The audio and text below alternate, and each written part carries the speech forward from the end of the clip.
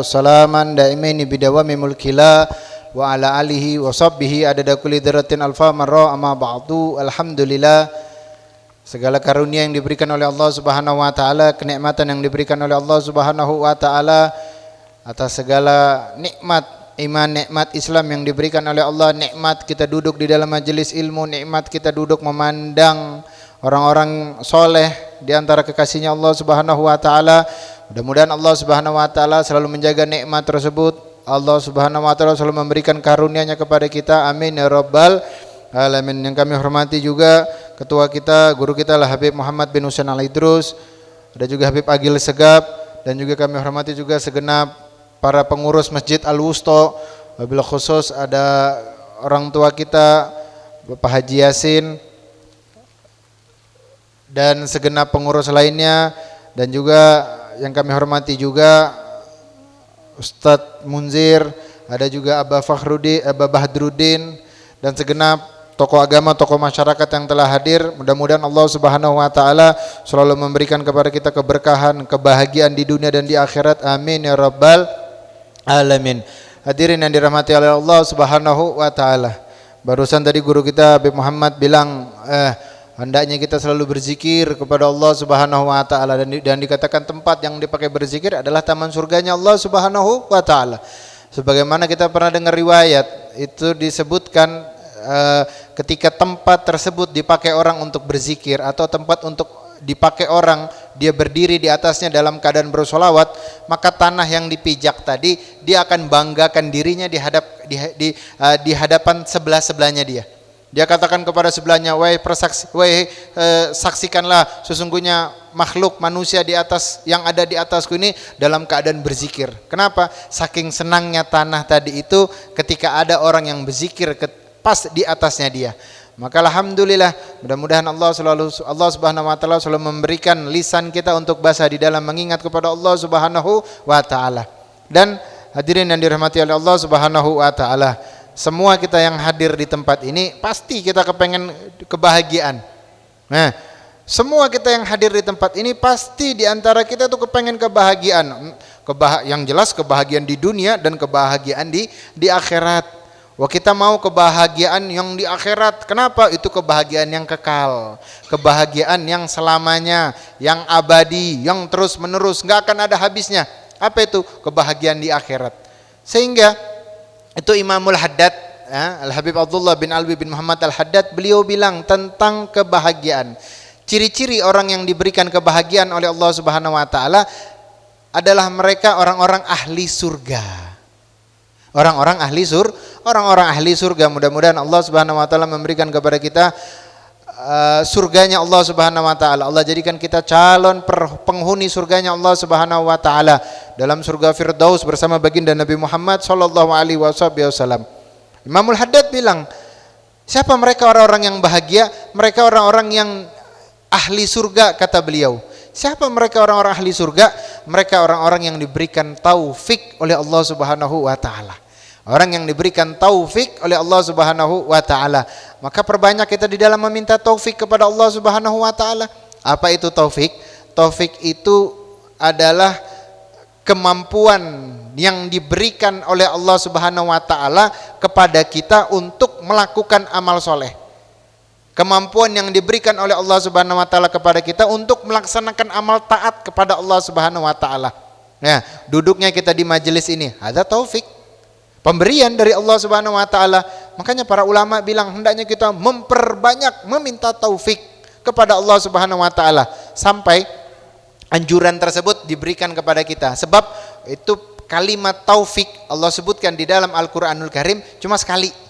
Beda dengan yang lainnya. Tapi taufik Allah cuma sebutkan satu kali, sehingga para ulama bilang saking sedikitnya Allah Subhanahu wa taala menyebutkan kalimat taufik, maka hendaknya bagi kita untuk perbanyak di dalam meminta taufik. Allah Subhanahu wa taala bilang wa ma taufik illa billah alaihi tawakkaltu wa ilaihi unib. Cuma satu kalimat itu Allah bilang perintah memberikan taufik untuk kita meminta kepada Allah Subhanahu wa taala dalam hal kebaikan. Untuk kita memohon kepada Allah untuk selalu meminta diberikan kebaikan oleh Allah Subhanahu wa taala. Sehingga kata Imamul Haddad bilang, orang yang bahagia, orang yang diberikan taufik oleh Allah Subhanahu wa taala. Siapa mereka? Ahli surga, penduduk ahli surga. Maka yang diberikan taufik oleh Allah Subhanahu wa taala apa? Kita duduk di dalam majelis seperti ini. Datangnya kita duduk di tempat yang mulia seperti ini, kita datang mencari ilmu, kita datang untuk menjadi hamba yang bertakwa. Sebab Imamul Haddad juga bilang, enggak mungkin orang itu bisa bertakwa kecuali dia dengan ilmunya. Dan ilmu sejalan dengan ketakwaan. Ketika dia memiliki keilmuan, maka itu sejalan dengan ketakwaannya hamba tadi itu. Maka jangan sampai ketika Allah sudah berikan kita taufik untuk kita hadir di dalam majelis, untuk duduk di dalam melakukan amal taat, jangan sampai kenikmatan tersebut kita lupa untuk bersyukur kepada Allah Subhanahu wa taala. Jangan sampai lupa kita kenikmatan yang diberikan oleh Allah untuk kita bersyukur kepada Allah Subhanahu wa taala. Sebab hilangnya nikmat. Kita tahu duduk di majelis seperti ini nikmat luar biasa. Tadi beliau katakan juga apa? Raudhah min raudatul jannah. Taman dari taman-taman surganya Allah Subhanahu wa taala. Kenapa? Mereka yang diberikan taufik sehingga apa? Digerakkan hatinya oleh Allah Subhanahu wa taala untuk datang ke tempat yang mulia seperti ini. Kita tahu betapa banyaknya mereka yang muslim. Nah, mereka yang muslim berada di dekat majelis atau di dekat masjid. Mereka tahu kegiatan-kegiatan, akan tetapi ketika Allah tidak berikan mereka taufik, mau dipaksa, mau diajak bagaimanapun caranya, mau ditarik dengan diseret, akan tapi kalau mereka belum diberikan taufik, mereka nggak akan datang. Mereka nggak akan datang. Maka jaga kenikmatan yang Allah berikan seperti ini. Jaga cara menjaga nikmat. Imam Syafi'i bilang, bagaimana cara menjaga nikmat kepada Allah? Dengan cara kita bersyukur. Dengan cara kita bersyukur atas nikmat tersebut. Jangan sampai hilang nikmat itu. Apa yang membuat hilang? Kemaksiatan. Kemaksiatan itu membuat nikmat menjadi hilang. Kita duduk di majelis ilmu, nikmat, akan tapi dalamnya kita bermaksiat. Di luar setelah ini kita berbuat maksiat kepada Allah Subhanahu wa taala, maka dicabut nikmat tersebut. Sehingga apa? Kita nggak betah hadir di majelis. Kita nggak mau duduk di majelis. Kita nggak mau datang ke majelis. Nikmat kalau sudah Allah cabut akan sebaliknya, nggak akan nikmat. Kita diberikan kesehatan oleh Allah, benar. Semuanya kita diberikan kesehatan. Ketika kita berbuat maksiat kepada Allah Subhanahu wa taala, maka dikatakan azab yang paling kecil. Dari berbuat maksiat tadi Allah cabut nikmat. Nikmat apa? Nikmat sehatnya, nikmat mencari ilmunya, nikmat duduk di majelisnya, nikmat di dalam ibadahnya, nikmat di dalam sholatnya. Kalau Allah sudah cabut, hilang nikmat tersebut. Sehingga yang tadinya sehat jadi sakit. Kenapa? Allah cabut nikmat. Sebab apa? Melakukan perbuatan maksiat. Melakukan perbuatan maksiat. Duduk kita malam ini di majelis Rasulullah. Ketika kita berbuat maksiat kepada Allah, Allah cabut nikmat tadi itu. Sehingga apa? Belum tentu ada jaminan kita bakal hadir minggu depan di MR, atau mungkin jaminan malam Selasa kita bakal hadir di majelis Rasulullah. Enggak ada jaminan. Kenapa? Selama kita menjaga nikmat dari Allah Subhanahu wa taala. Kan tapi ketika kita menjaga nikmat tersebut, kita melanggengkan nikmat dengan bersyukur kepada Allah. Jangan sampai mata kita memandang maksiat, lisan kita berbuat maksiat, tangan kita melakukan maksiat, langkah kita datang ke tempat maksiat. Jaga itu semua agar apa? Agar Allah terus menjaga nikmat yang diberikan oleh Allah Subhanahu wa taala, sehingga tidak berlalu nikmat begitu saja. Maka disyukuri dengan apa? Dengan menjaga di antara nikmat-nikmat yang diberikan oleh Allah Subhanahu wa taala. Maka Imamul Haddad juga bilang, mereka orang-orang yang diberikan nikmat oleh Allah Subhanahu wa taala, orang-orang yang diberikan ketakwaan oleh Allah Subhanahu wa taala, hatinya selalu terpaut kepada Allah Subhanahu wa taala. Hatinya selalu merasakan ingin dekat kepada Allah Subhanahu wa taala, pengen selalu berhubungan kepada Allah Subhanahu wa taala. Maka jangan sampai kenikmatan tersebut dicabut oleh Allah Subhanahu wa taala. Kalau nikmat duduk di majelis sudah Allah cabut, naudzubillah min dzalik. Nikmat cari ilmu sudah Allah cabut, naudzubillah min dzalik. Apalagi nikmat Islam. Nikmat Islam yang kita syukurin, yang kita banggakan, yang Islam ketika datang itu kita nikmat rasanya, ketika itu Allah cabut, naudzubillah min dzalik. Gak nunggu besok kita bermaksiat, malam ini kita bakal maksiat. Kenapa? Karena tidak bersyukur atas nikmat tadi itu. Akan tetapi mereka yang bersyukur dengan nikmat, Allah tambah, Allah berikan kenikmatan, Allah berikan kekhusyuan, Allah berikan semangat dia untuk hadir walaupun jauh. Walaupun jauh, rintangan yang dia lewatin, kendaraan yang dia gunakan hartanya untuk datang mencari ilmu, dia gunakan waktunya untuk dia luangkan mencari ilmu. Itu nikmat dari Allah Subhanahu wa taala. Kan tapi ketika dicabut nikmat tadi itu semua, naudzubillah min dzalik, hilang rasa syukur kita kepada Allah Subhanahu wa taala. Makanya Imamul Haddad juga bilang dalam Nawaidiniyah, orang-orang yang celaka, orang-orang yang sengsara adalah mereka orang-orang yang enggak diberikan taufik oleh Allah Subhanahu wa taala. Sudah enggak diberikan taufik, dicabut nikmatnya. Dicabut nikmat untuk melakukan amal baik, dicabut sama Allah. Kemudian apa? Enggak dikasihkan ketaatan kepada dia. Sehingga apa? Itu orang-orang yang celaka, dikatakan Imamul Haddad di dalam kitab Nawaidiniyah. Kemudian mereka orang-orang yang celaka atau mereka orang-orang yang ahli di dalam neraka, ciri-cirinya apa? Itu disebutkan. Allah Subhanahu wa taala bilang, la yastawi ashabun nari wa ashabul jannah, ashabul jannati humul faizun. Kata Allah Subhanahu wa taala, la yastawi ashabul nar wa ashabul jannah. Enggak sama kata Allah Subhanahu wa taala, tidak sama ciri-cirinya orang penghuni surga. Ciri-cirinya orang ahli neraka dan mereka orang-orang ahli surga. Sebab ashabul jannatil humul faizun. Orang-orang yang ahli surga adalah orang-orang yang beruntung. Di mana? Di dunia dan di akhirat, kata Allah Subhanahu wa taala. Kata Allah Subhanahu wa taala. Makanya kita sudah sering bilang, cara untuk kita mendapatkan kebahagiaan di dunia dan di akhirat, apa langkah pertama kita? Perbaiki hubungan kita dengan Allah. Jaga hubungan kita sama Allah. Jangan sampai renggang. Perbaiki sholat kita, perbaiki waktu qiyamul lail kita, perbaiki amal ibadah kita. Jangan sampai sholat kita lewat daripada waktunya. Ada waktu masuk sholat, buru-buru kita sholat. Kalau nggak sempat, jangan sampai kelewat waktunya. Perbaiki hubungan kita sama Allah Subhanahu wa taala. Jangan sampai kita jauh daripada Allah Subhanahu wa taala. Sebab dengan hubungan tersebut menjadikan seorang hamba semakin dekat kepada Allah Subhanahu wa taala. Sebab yang punya kuasa Allah. Yang punya kekuasaan Allah Subhanahu wa taala. Huwar razzaq wa quwwatil matin. Allah Subhanahu wa taala memberikan karunia kepada kita semuanya. Allah Subhanahu wa taala memberikan kenikmatan kepada kita semuanya. Dan karunianya Allah Subhanahu wa taala apa di antaranya? Nikmatnya kita di dalam ini kita bisa ngirup oksigen.